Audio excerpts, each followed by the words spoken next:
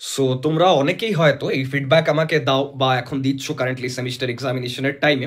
আমি তো অনেক স্ক্রিনশটস নিয়ে পর মানে হোয়াটসঅ্যাপ স্টেটাস বা টেলিগ্রাম গ্রুপস বা ইউটিউব কমিউনিটিতে শেয়ার করি। আমার ভালো লাগে, রিয়েলি বলছি, এটা কোনো প্রমোশন নয়। আমার ভালো লাগে যখন একজন স্টুডেন্ট বলে দাদা এক্সাম আজকে যথেষ্ট ভালো হয়েছে, অনেক কমন পেয়েছি। কারণ দেখো মানে কমন পেয়েছি বলতে কি এরকম তো নিশ্চয়ই নয় যে কোনো জায়গা থেকে কোশ্চেন পেপার লিক করার পর আমি সেই কোশ্চেনগুলো কোর্সে দিয়ে দিয়েছি এবং সেখান থেকে তুমি পড়ে কমন পেয়ে গেছো, 10টা কোশ্চেন দিয়েছি তুমি পড়ে চলে গেছো এবং তোমার এক্সাম ভালো হয়েছে, সেরকম নিশ্চয়ই নেই। আমরা পুরো আমাদের ডিটেলস অ্যানালিসিস স্ট্র্যাটেজিস সেগুলো অ্যাডাপ্ট করে পর দেন যখন একটা ডিটেলসে মানে কন্টেন্ট প্রোভাইড করি তোমাদের, এবং সেটা যখন তোমরা ভালোভাবে পড়ো তারপর যখন এক্সাম দাও এবং তখন এটা ফিল করো যে হ্যাঁ দাদা ওভারঅল আমার এক্সাম ভালো গেছে, তো ইট ডাজ মেক সেন্স, ঠিক আছে। কিন্তু এখানে একটা ব্যাপার আমি তোমাদের ইনক্লুড করতে চাই বলে পর, সেটা হচ্ছে যে কেন এত স্টুডেন্টস তোমরাই অনেকে ফিডব্যাক দিচ্ছ, তোমাদের অনেকের ভালো ফিল হচ্ছে, অনেকে হয়তো বলো না আমাকে বাট স্টিল ফিল করো যে হ্যাঁ দাদা useful, it's useful after all. কারণ অনেক জায়গায় আমার হেল্প হয় কিছু কিছু জিনিস, যেমন কালারফুলনেসের জন্য দাদা ডায়াগ্রাম আছে বলে, যখন কোনো থিওরি মুখস্থ থাকে না ওই ডায়াগ্রামটা আমার রিকল করতে সুবিধা করে, বা দাদা যেহেতু টু দি পয়েন্ট আছে না, মানে অতটা এফর্ট দিতে হয় না মুখস্থ করার জন্য, আমি জিনিসটা ইজিলি পড়ে বুঝতে পারি। তো এবার তোমাদের একটা ব্যাপার আমি এখানে বলতে চাই ভালোভাবে, আজকের ডেটে আমাদের টোটাল এনরোল্ড যে হ্যাপি লার্নার্স তোমরাই, সেটা প্রায় অ্যারাউন্ড 15,000-এর মতো, 15,000, ঠিক আছে।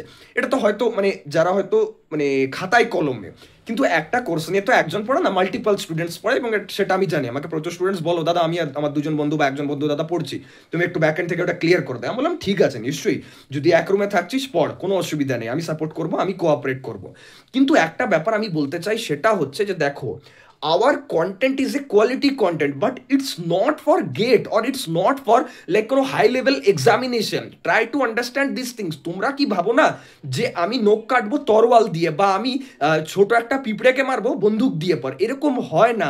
Try to understand our content is quality undoubtedly, but it's for semester examination, it's for those 3 মান্থসে ওই যে অত বড় সেমিস্টারের 5টা সাবজেক্টের হিউজ সিলেবাস কভারের যে গেমটা, সেটার জন্য ওই যে 5টা সাবজেক্টের বেসিক যে কনসেপ্ট বা বেসিক যে থিওরি, কোন সাবজেক্টে কোন টপিকে কোন চ্যাপ্টারে কি আছে সেটা জানার জন্য quality content, it's not for gate.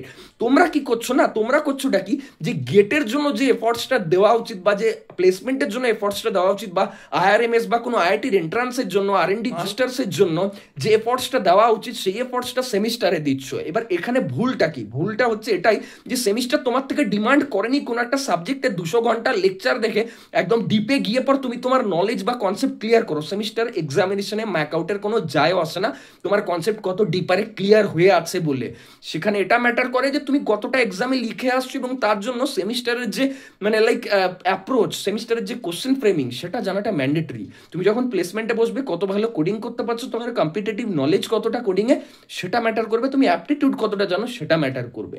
So এটা নয় যে আমি যেটা জানি আমি সেটাই করব, সেটা করো যেটা সিস্টেম তোমাকে ডিমান্ড করছে। যেটা সাপোজ তুমি ইন্ডিয়াতে আছো, তুমি তো রুপিস ইউজ করবে না, তুমি নিশ্চয়ই অন্য কোনো মানে ফরেন কান্ট্রির যে মানে লাইক কারেন্সি হয় সেটা ইউজ করবে না। সো আমি যেটা বলছি বোঝার চেষ্টা করো, স্ট্র্যাটেজিটা ইউজ করো, ডেফিনেটলি হেল্প পাবে, নিজের অ্যাপ্রোচ চেঞ্জ করো, দেখবে পরে গিয়ে পর আমাকে কিন্তু থ্যাংক ইউ বলবে।